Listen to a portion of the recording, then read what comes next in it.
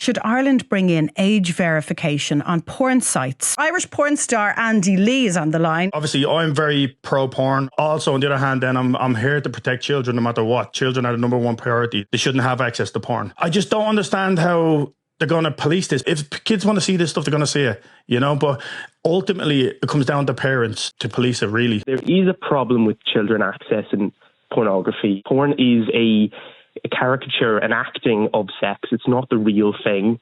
And I think people, especially young people, need to really understand that and be educated in that. Pornography is absolutely rife with extremely violent, misogynistic, degrading and humiliating content, much of which is targeted at women and girls. Pornography is driving a rise in very harmful sexual practices, including non-consensual practices. What I'd like to see is more meaningful reforms on sex education. Banning it is only going to create a dark market, black market, and exacerbate the problem. You're never going to get rid of pornography. Pornography has existed since the dawn of time. In France, there's pornographic images on cave paintings of people having sex. It's like anything that's geared towards adults, whether it be tobacco, whether it be alcohol, whether it be firearms.